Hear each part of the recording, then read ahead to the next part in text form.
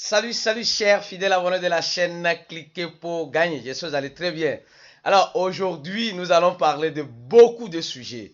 Nous allons parler de Ripple, nous allons parler de la Russie avec un échangeur qui a encore été bloqué. Nous allons parler d'une maintenance, en ce moment je fais cette vidéo, qui est en cours sur les wallets de Binance. Nous allons parler de Coinbase et surtout pour finir, nous allons parler d'une information importante sur Solana. Si vous ne suivez pas cette vidéo jusqu'à la fin, vous risquez de perdre vos crypto-monnaies, les gars. C'est important.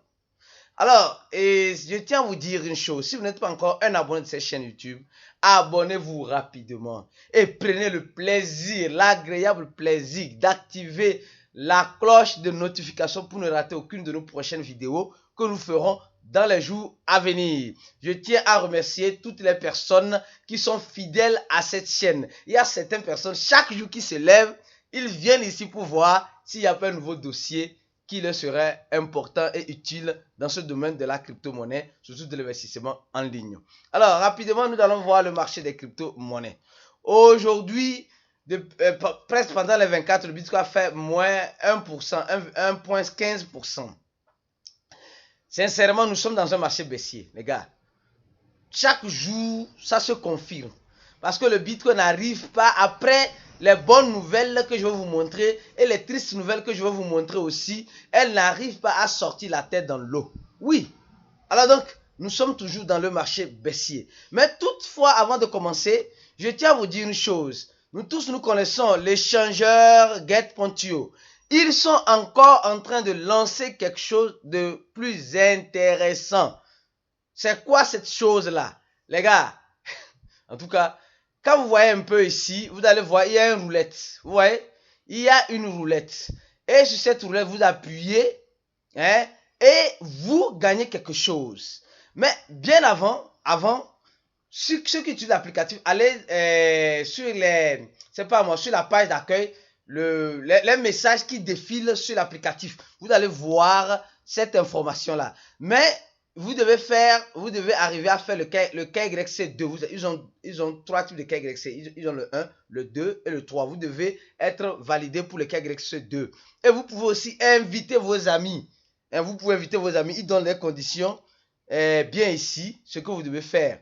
Alors donc, je peux laisser le lien dessous de la vidéo pour voir, pour ceux qui veulent bien sûr y participer à ce jeu et gagner des primes. Alors c'est pour ceux qui veulent bien sûr gagner des primes. Alors c'est l'occasion, c'est l'opportunité pour vous.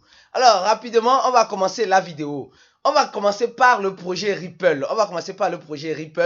Très important. Les nouvelles sont en train de tomber. On avait déjà dit cela et on continue de le dire encore. Ceux qui regardent nos vidéos, on avait déjà dit, le Ripple c'est une crypto-monnaie que les banques, je dis bien, qui est plus en faveur des banques. Or, actuellement, les banques sont en difficulté. Alors, ils vont faire appel à l'innovation qui se trouve dans la crypto-monnaie, surtout au projet Ripple, en ce sens-là.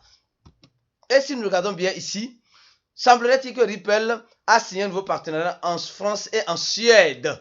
Oui, dans ce marché baissier. Alors, les gars, je vous ai toujours dit, gardez un œil sur ce projet Ripple.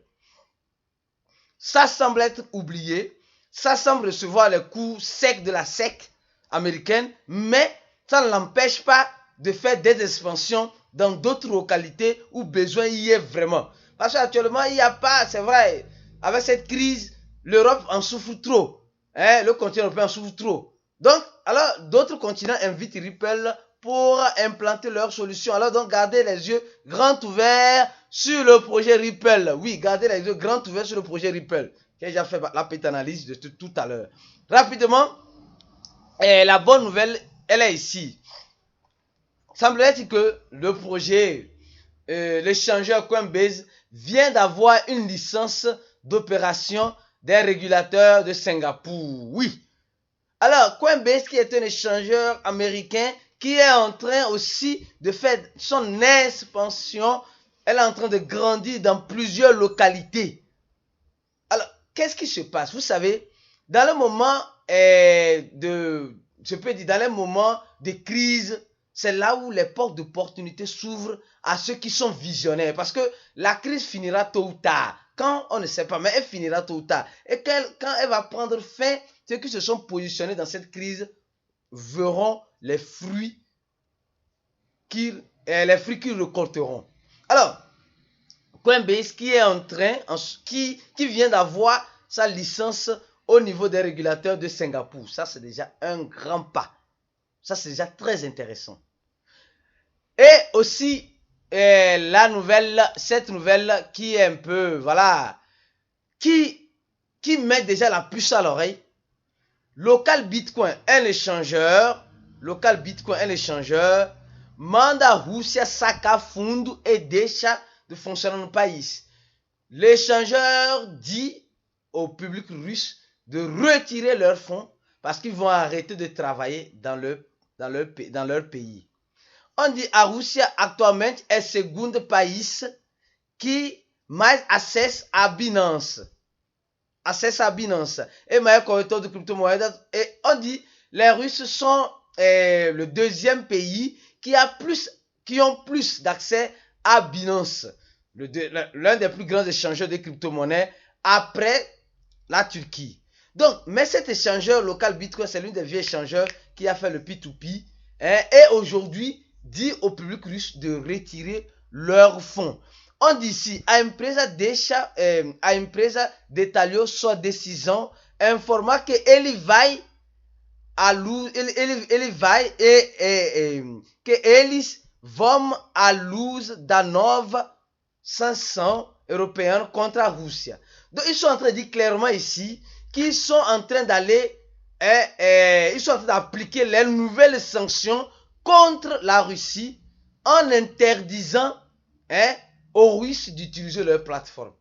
Les gars, souvent quand je vois certaines informations, je me pose beaucoup de questions. Oui, je me pose beaucoup et assez de questions. Assez de questions. Mais bon, je ne vais pas détailler dans cette vidéo. Donc, il y a des sanctions contre la Russie qui ont été mises par l'Union européenne et voilà, les dirigeants du monde, de ce monde. Et il y a certaines personnes, certains échangeurs qui sont déjà en train de l'appliquer comme local Bitcoin. Bon, on verra bien jusqu'à où cette histoire nous amènera. Alors, donc si vous êtes en Russie, vous êtes déjà informé. Je suis sûr que, bon, très peu de... Il y a juste 1-2 personnes qui sont en Russie qui suivent cette chaîne-là. Alors, je pense que vous avez compris. Avant de continuer la vidéo, les gars, notre cours que nous sommes en train de faire est passé de 60 $ à 80 $. À part d'aujourd'hui, ceux qui n'ont pas encore soldé et qui ont déjà fait leur, je peux dire, leur inscription, il y a 460 personnes, un peu plus de 400 personnes, vous allez maintenant payer, si vous voulez payer, 80 $. Et ne vous dites pas que c'est fini. Les 80 $ ne vont pas s'arrêter là. Dans les jours ou dans les semaines ou dans les mois à venir, vous serez informés. C'est pourquoi on vous dit de nous suivre sur nos réseaux sociaux, Telegram surtout, le channel Telegram, Facebook, Twitter, Instagram, tous nos réseaux sociaux pour ne pas rater les informations. Alors, on continue la vidéo.